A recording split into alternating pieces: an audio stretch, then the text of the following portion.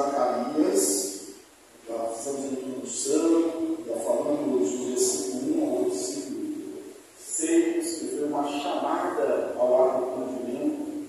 E hoje vamos ler o livro do profeta Zacarias, no capítulo 1, do versículo 7 ao 17.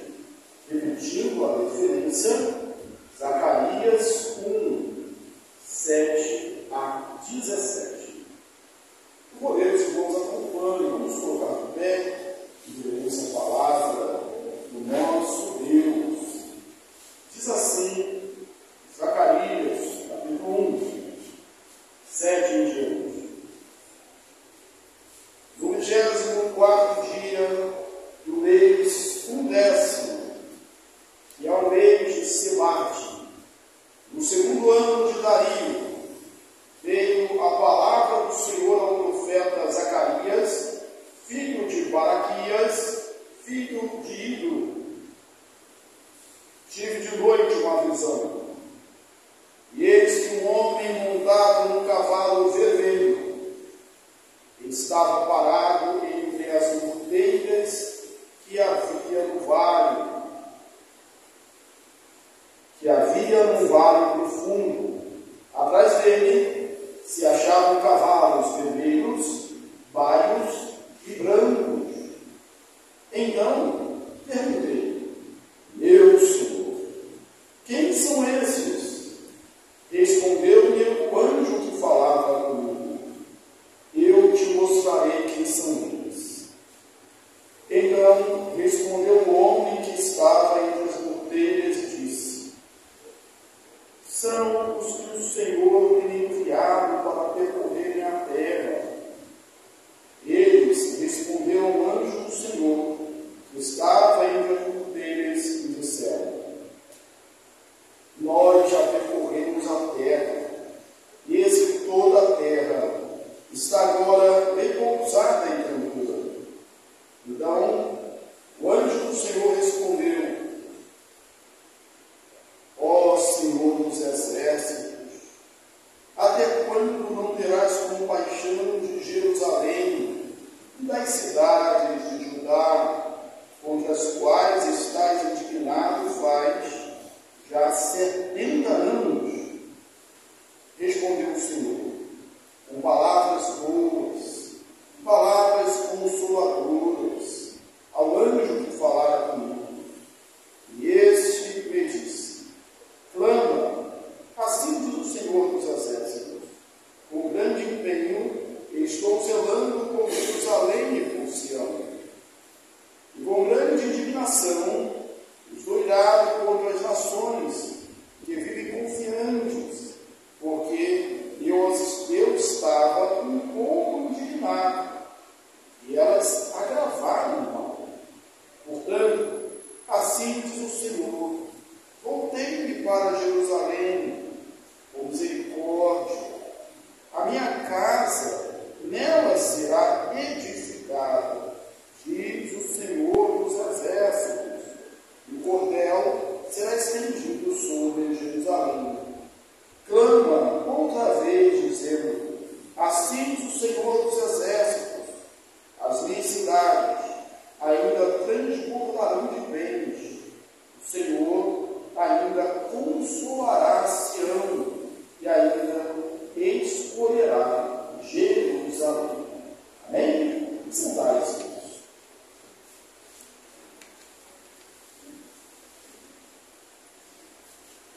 Recapitulando, sempre importante pensarmos no contexto histórico. O profeta Zacarias é um profeta pós-exílio, é um profeta contemporâneo de Ageu. O que está em foco aqui é a construção do templo. Em Ageu, capítulo 1, nós vimos que o povo estava mais preocupado em construir as suas casas, a saber, cuidar das próprias vidas, do que se dedicaram ao Senhor. Não há nenhum problema, mas é necessário estabelecer uma prioridade. No Novo Testamento, Jesus nos ensinou: buscar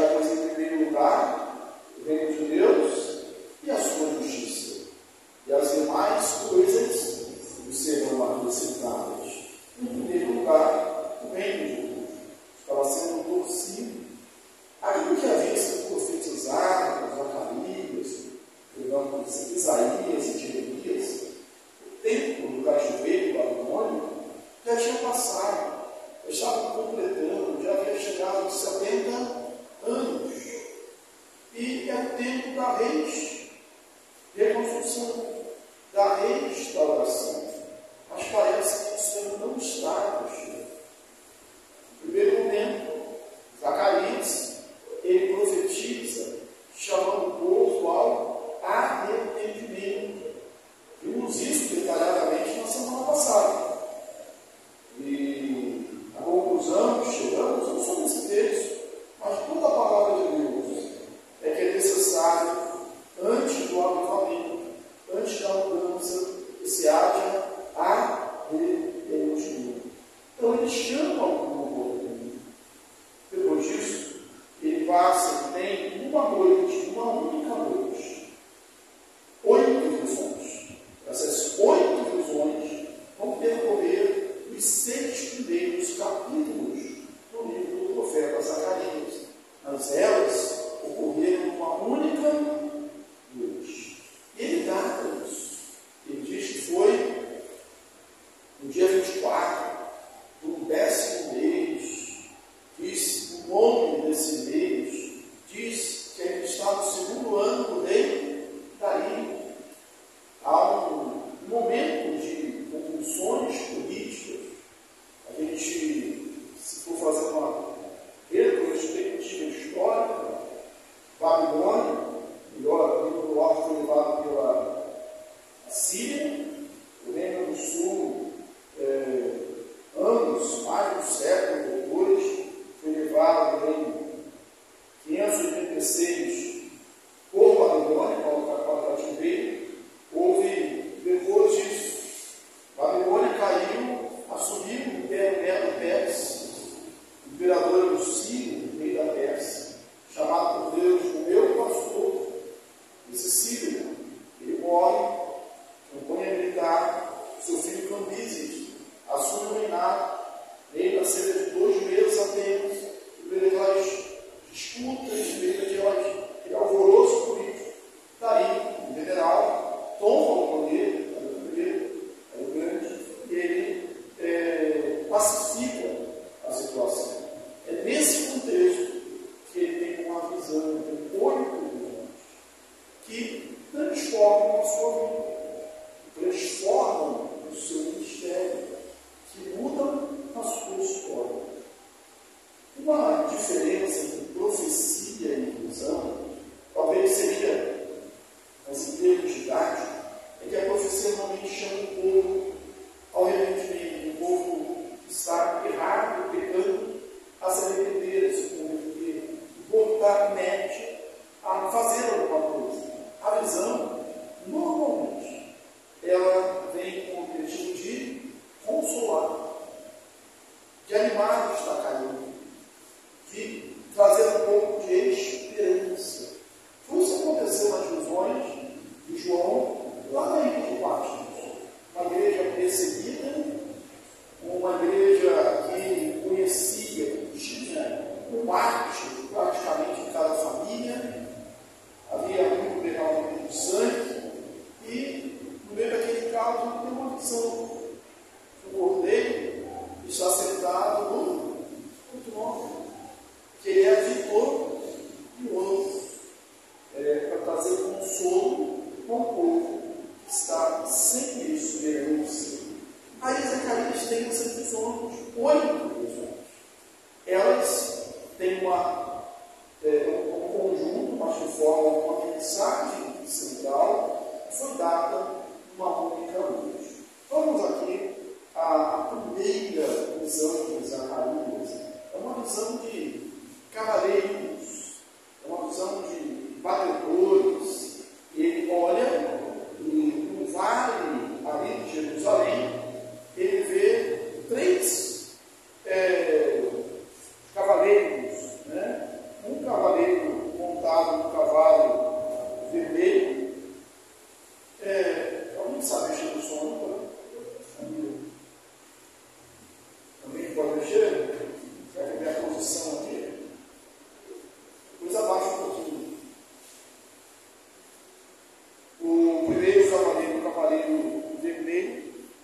dizer aqui os cavalos, que estavam ali no vale, melhorou um pouco. Tive de noite uma visão.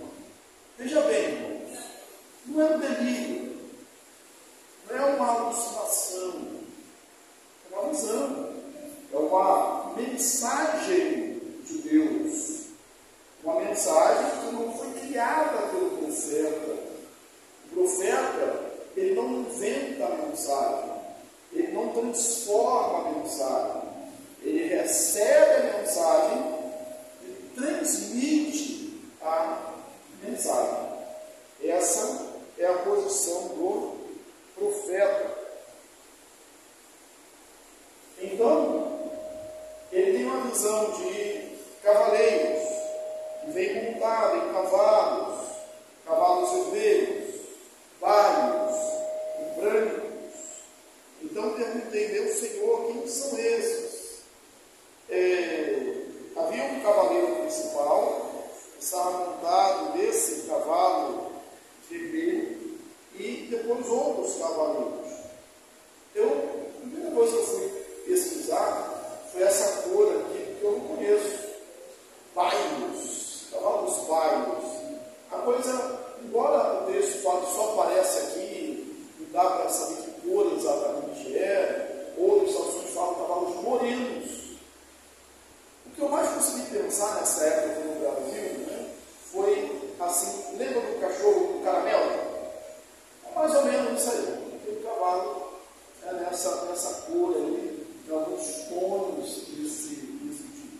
Né? As cores ali não tem, assim, alguns múltiplos significados, não tem certeza desse significado, mas o fato é que esse cavaleiro, o homem, o primeiro cavalo, o homem vermelho, é uma teofonia. Os anjos, eles são ministros de Deus a serviço dos santos. Mas, por vezes, aparece na Bíblia, no Antigo Testamento, o anjo do Senhor. Digo, Wagner, desliga para ele, desliga, vamos ensinar melhor.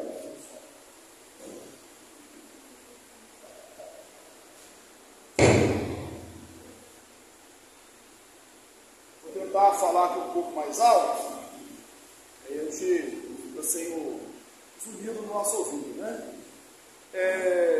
Esse anjo do Senhor no Antigo Testamento, que apareceu para Agar, que apareceu para Abraão, que apareceu para Moisés, que apareceu para Josué, quando ele estava com medo. Quando fala o anjo do Senhor, via de regra, é uma teofania. O que é uma teofania? É uma manifestação de Deus. E entende-se que é a segunda pessoa da Trindade, no seu estado pré-encarnado. É o próprio Senhor Jesus. Tanto que ele chama de meu Senhor. É a segunda pessoa da Trindade.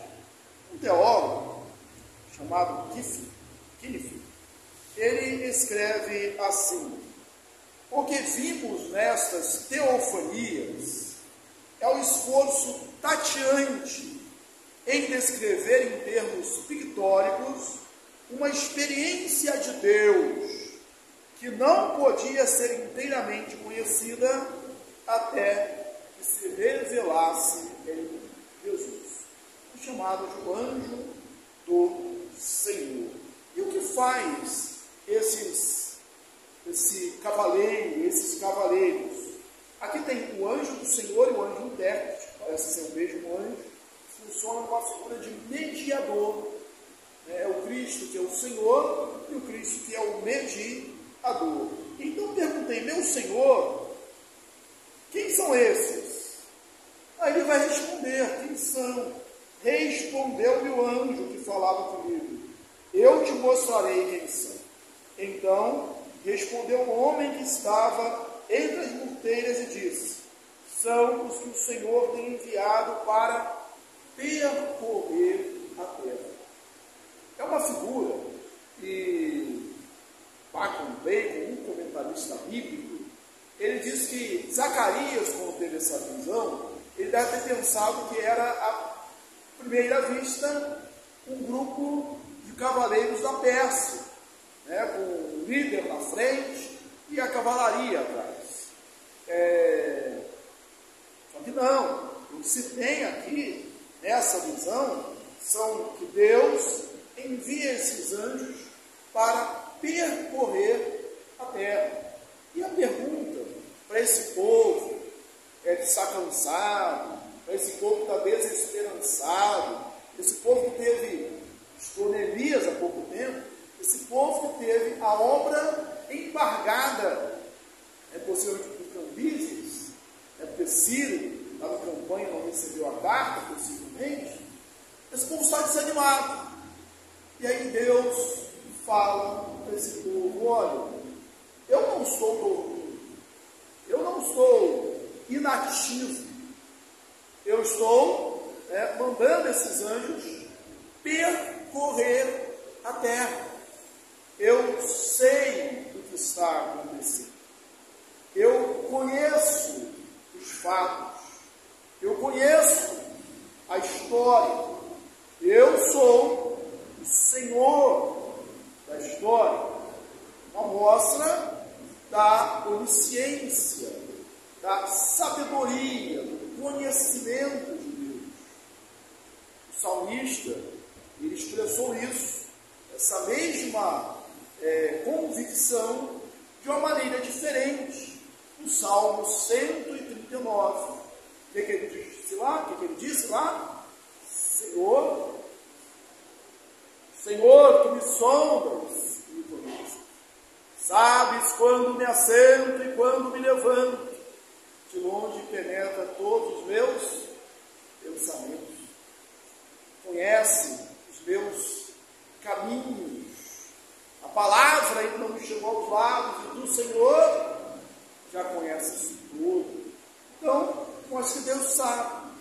E nós, irmãos, no meio das nossas crises, das dificuldades que nós enfrentamos, são diferentes daquele povo, mas nós precisamos entender que o nosso Deus é o mesmo.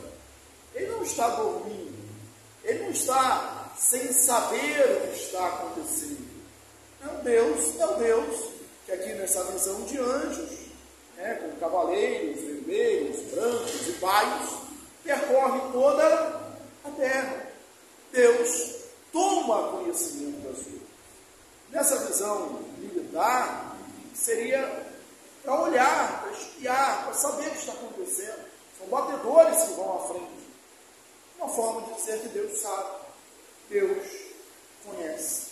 Não importa qual seja o seu problema, a sua dificuldade, as suas lutas, aquilo que traz desânimo ao seu coração.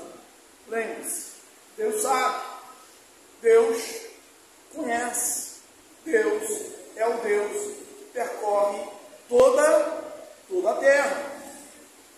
Deixa-se claro que isso é uma linguagem metafórica, é uma linguagem figurada. Deus, ele conhece todas as coisas. Mas como está o coração do homem que entende essa questão de percorrer? Deus percorre toda a terra. Eles responderam ao anjo do Senhor, que estava entre as murteiras. Murteiras era uma planta bastante conhecida em Israel. Neemias fala dela também, viçosa, e era normalmente usada para cobrir as cabanas, especialmente na época das festas de Pentecostes, ou na festa dos tabernáculos. Disseram: nós já percorremos a terra e ela está repousada agora, tranquila, repousada e tranquila. Ou seja, está em paz. Isso era bom ou ruim?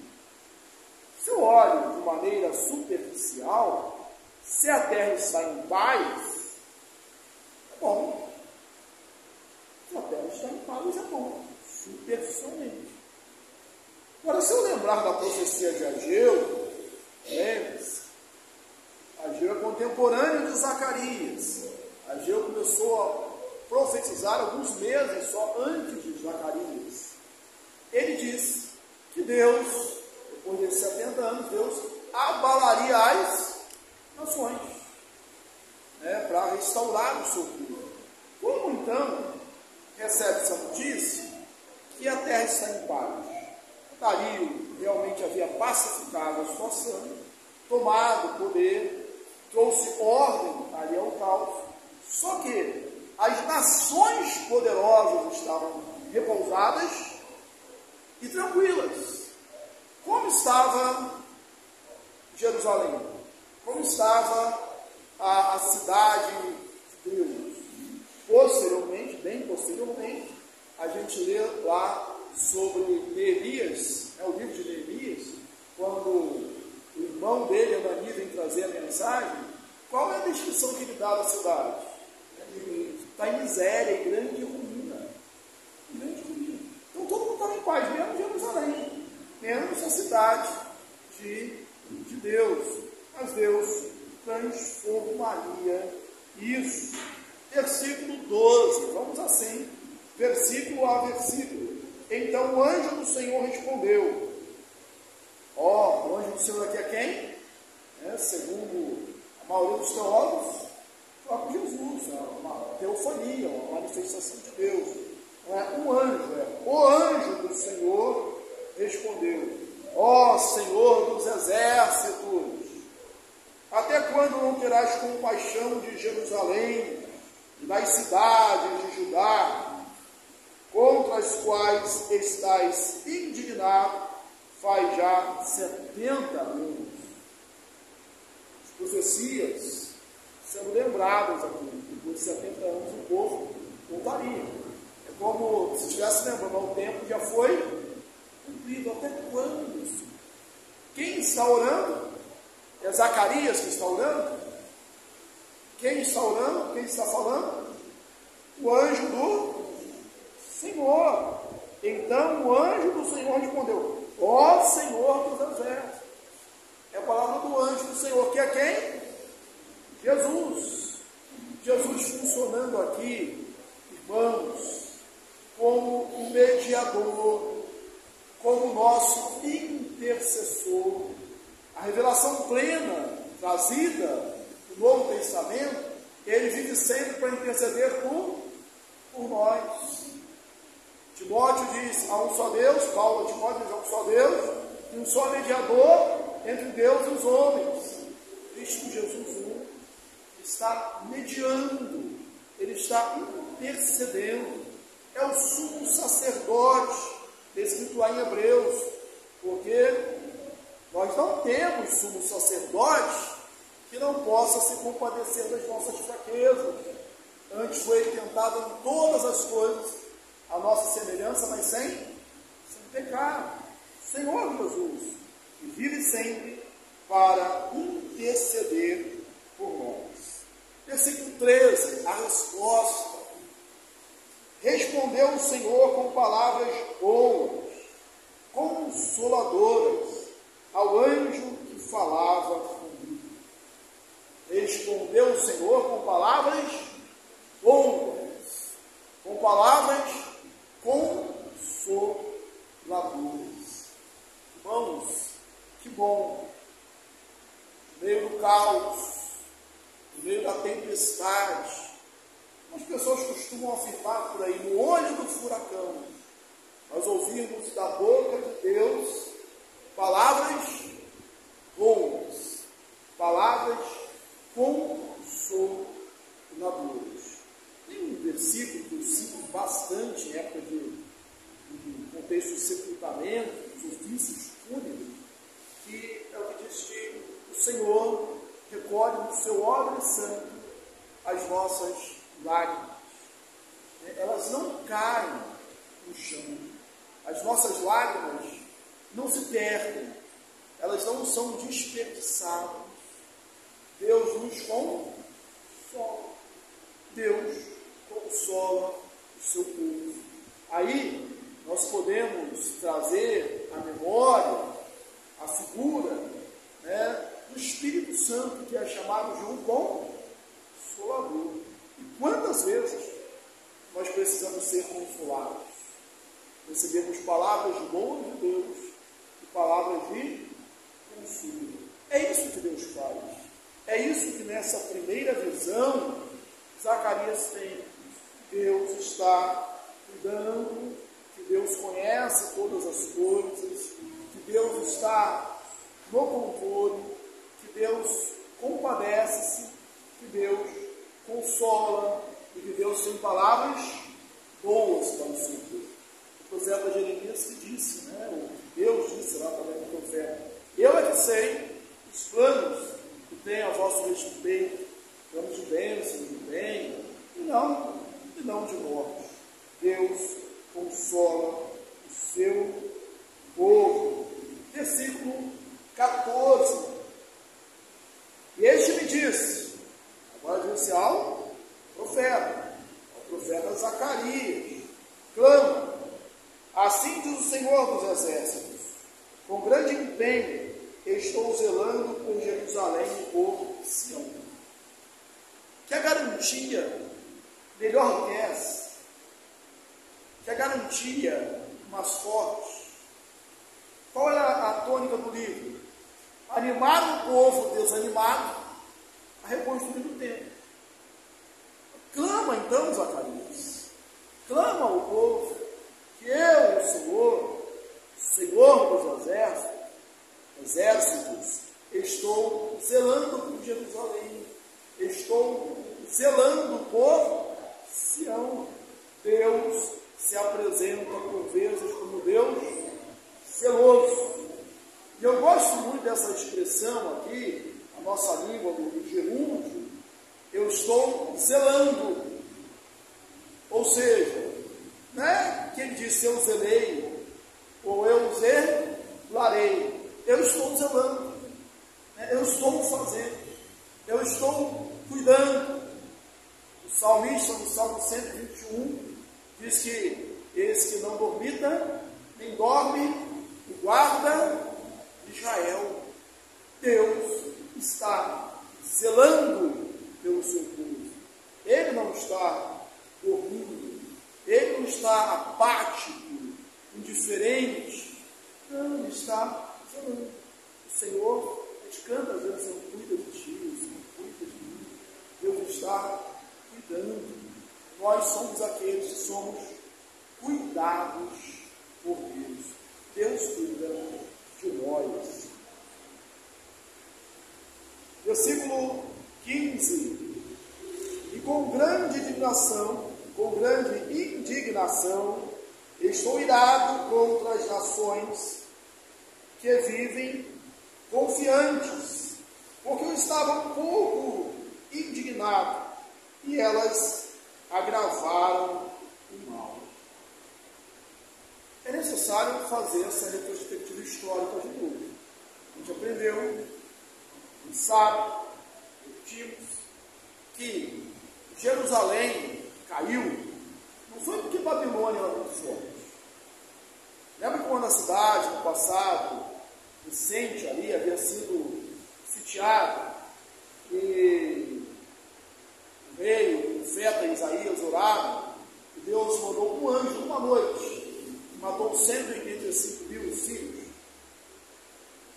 185 mil uma noite. A cidade não foi tomada porque os babilônios eram fortes. Isso fizeram. Não foi por isso. Foi porque se desviaram dos caminhos do Senhor.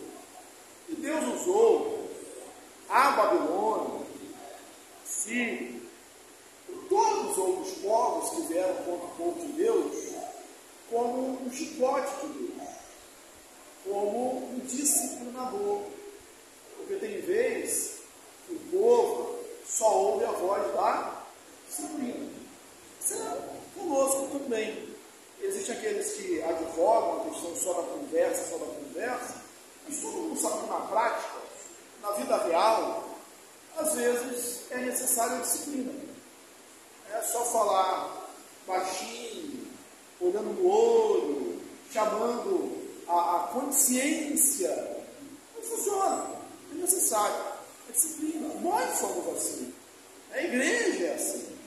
Às vezes, a única linguagem que se entende é a linguagem da disciplina. Deus diz: disciplinar o seu povo. E usou-se esses povos, essas potências. Agora, há aqui um jogo de palavras, diz assim: eu estava um pouco indignado. Agora, muito indignado. Deus estava um pouco indignado com quem?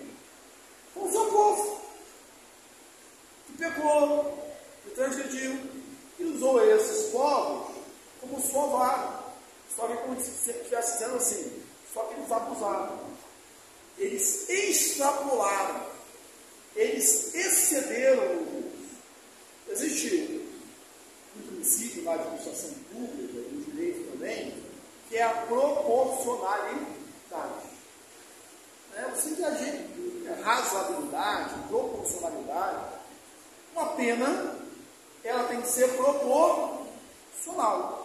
Não pode uma pessoa cometer um crime pequeno, ser punida como aquele que assassinou 10, 20, 30 pessoas. Ele não pode ter a mesma coisa. E aqui parece que acontece, eles exageraram, eles abusaram, eles fizeram mais, deram mais castigo do que Deus queria que o povo tivesse. E aí Deus diz aqui que está muito indignado contra aqueles povos. E depois eles caem, está dizendo aqui que eles agravaram o mal. Não são coisas tão comuns, Só que tem gente que tem capacidade de tornar aquilo que está ruim pior ainda. Então, que nós não sejamos desses, que nós não sejamos desses. Inclusive no uso da disciplina com os filhos, ou naquilo que a gente tiver em posição de autoridade. Jesus disse, nós pregamos aqui já, os domingos nós pregamos no Evangelho de Mateus expositivamente, e um dos capítulos que nós pregamos é assim, que Jesus, ele não vai torcer, não vai apagar o pavio que se nega, e nem torcer a cana quebrada. Ele está aquele pavio lá pregando, mas ainda tem fogo ali. Ele está quase apagando, mas ainda tem fogo. Ainda tem um pouco de fé, ainda tem um pouco de vida. Aí vem e apaga, acaba de apagar, não deixa, apaga logo. Já está quebrado. Alguém vem e torce para acabar de arrancar. Acho que um ditado popular que traduziria bem isso, isso aí é chutar cachorro morto. Lembra desse ditado popular? E às vezes, ser humano, quem sabe eu e você, a gente faz isso, a gente tem que pensar nisso, até quando a gente vai dar conselhos. Uma vez um irmão veio se aconselhar, e esse texto não saiu da minha cabeça, porque já estava conversando com ele algumas vezes, já há um longo tempo, e eu tinha estava percebendo que ele fazia tudo errado, diferente dos conselhos, e a vontade que dava era realmente dizer para ele: olha, mas você fez tudo errado, você quer o quê? E vice, eu sabia que o irmão estava destruindo. Então, como eu vou fazer isso? Eu vou acabar de torcer a cana que está quebrada, apagar o pavio, o funega? Não dá.